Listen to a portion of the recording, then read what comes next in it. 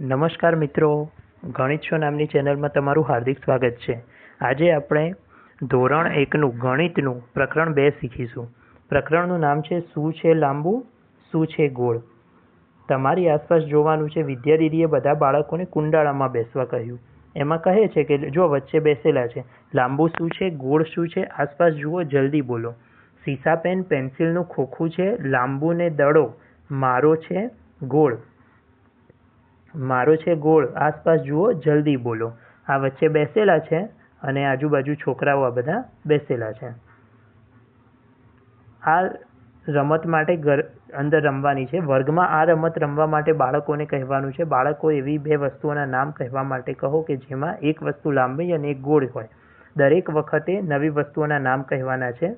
પુનરાવર્તન ટાળો. બાળકો એક ગુણધર્મના આધારે પણ વર્ગીકરણ કરી શકે છે. જેમ કે કોઈ બાળક પ્યાલાને લાંબુ તો કોઈ તેને ગોળાકાર કહી શકે છે. બંને જવાબના તર્કના આધારે સાચા માનવા. બાળકોને આ માટે તેમના તર્ક રજૂ કરવા કહેવાના છે. હવે આગળ કહે છે વિચારો અને કહો.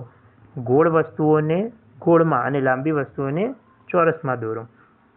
હવે આ વસ્તુઓ બધી છે. એક વર્ગખંડમાં શિક્ષક તમને પ્રવૃત્તિ કરાવશે. હવે શું કહે છે કે એક સરખા આકારવાળી જે વસ્તુઓ હોય ને એમને જોડવાની છે. એટલે કે જો આપણે હવે એમને જોડીશું. કેવી જ રીતે જોડશું? જો આ ગોળ છે ને, તો ગોળ હવે જો આ એક બાજુ તમને દેખાય છે ગોળ, તો સામે બીજું ગોળ ક્યાં દેખાય છે? તો સામે એક દડો દેખાય છે તમને. જો તો આને આમ કરીને આમ જોડવાની છે. હવે જો આ શેપ છે ને ટોપી છે, ટોપી જેવો બીજો શેપ કયો દેખાય છે તમને? તો સામે આ દેખાય છે, તો એને જોડવાની છે. બરાબર. આ ચોરસ બોક્સ છે, તો ચોરસ બોક્સને આ બોક્સ જેવા સાથે જોડવાનું. બરાબર છે. તમારું અહીંયા છે, તો આની સાથે જોડશું. બરાબર છે.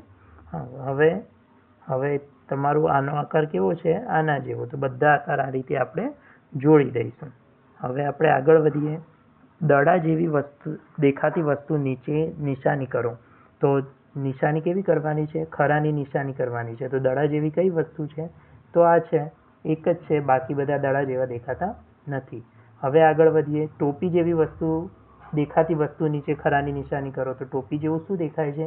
ફક્ત ટોપી જેવું એક જ દેખાય છે પહેલું. બરાબર. હવે નીચે કહે છે પ્યાલા જેવી દેખાતી વસ્તુ નીચે ખરાની નિશાની કરો. પ્યાલા જેવું શું દેખાય છે? તો આ પાણીની બોટલ દેખાય છે, એની નીચે ખરાનું નિશાન કર્યું. હવે આગળ વધીએ. દિવાસળીની પેટી જેવી દેખાતી વસ્તુ નીચે નિશાની કરો. દિવાસળીની પેટી જેવું શું દેખાય છે? તો દિવાસળીની પેટી જેવું આ દેખાય છે, એની નીચે કર્યું. હવે વર્ગખંડમાં બાળકોને એક પ્રવૃત્તિ આપેલી છે જે શિક્ષક તમને કરાવશે. બરાબર છે. હવે આપણે આગળ વધીએ. સમજદાર દાદી. એક દાદી છે, એમને એકવાર એક ઘેટાનું બચ્ચું હતું. તેની દાદીને મળવા જઈ રહ્યું હતું. ઘેટું હતું શું કરતું હતું? એના દાદીને મળવા જવાનું હતું. વરુએ ઘેટાના બચ્ચાને જોયું. જ્યારે ઘેટાનું બચ્ચું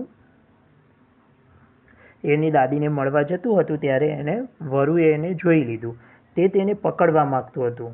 શું કરતું હતું? વરુને શું કરવું હતું? ઘેટાના બચ્ચાને પકડી લેવું હતું. તો ઘેટાના બચ્ચાને પછી કહે છે મહેરબાની કરીને મને હમણાં ખાઈશ નહીં. ઘેટાનું બચ્ચું જાય છે ત્યારે શું કહે છે એને કે હમણાં મને ખાઈશ નહીં, પહેલાં મને મારી દાદીને ઘરે જવા દે અને તાજું માજું થવા દે. તો વરુ ત્યારે કહે છે કે ઠીક છે, તું જઈ શકે છે. ઘેટાનું બચ્ચું કહે છે કે વરુ, મને એકવાર મારા દાદીના ઘરે જતું રહેવા દે અને પછી મેં જ્યારે ત્યાં ખાઈ પીને તાજું માજું થઉં પછી મેં જ્યારે પાછો આવું ત્યારે મને ખાજે. એટલે ઠીક છે, વરુ કહે છે કે તું જઈ શકે છે. ઘેટાના બચ્ચાએ વરુ વિશે બધું જ તેની દાદીને કહ્યું. હવે ઘેટાનું બચ્ચું ક્યાં પહોંચ્યું? દાદીના ઘરે. તો દાદીને બધી વાત કરી.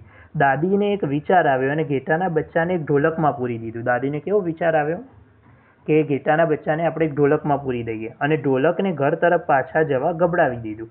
હવે શું કરે છે? જુઓ, ઘેટાનું બચ્ચું છે ને, તો એને ઢોલકમાં પૂરી દે છે અને પછી એને ગબડાવશે. જો ઢોલ છે તો એ તો ગબડવાનો છે, તો ગબડશે તો ત્યાંથી નીકળી જશે અને બાજુમાં વરુભાઈને ખબર પણ નહીં પડે કે બાજુમાંથી નીકળી એની અંદર ઘેટાનું બચ્ચું છે અને ઘરે પહોંચી જશે. બરાબર. હવે ઢોલક છે એ ખૂબ ઝડપથી ગબડવા લાગ્યું અને વરુ તેની પાછળ દોડવા લાગ્યું. વરુ એની પાછળ દોડે છે. જો અહીંયા બતાવે છે એમ, પણ વરુ દેખાય છે? આ વરુ એની પાછળ દોડે છે. અને આ ઢોલક નીચે ગબડતું જાય છે. વરુ ઘેટાના બચ્ચાને પકડી શક્યું નહીં અને તે સુરક્ષિત રીતે ઘરે પહોંચી ગયું.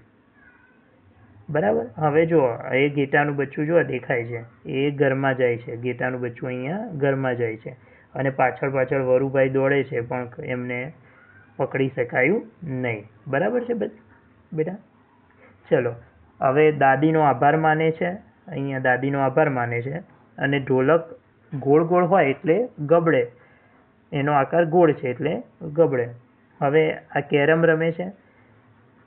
હવે આ એક પ્રવૃત્તિ છે. હવે આમાં પણ પ્રવૃત્તિ છે કે શું તમને ગબડે છે ને સરકે છે એ બતાવવાનું છે. શિક્ષક તમને કરાવશે.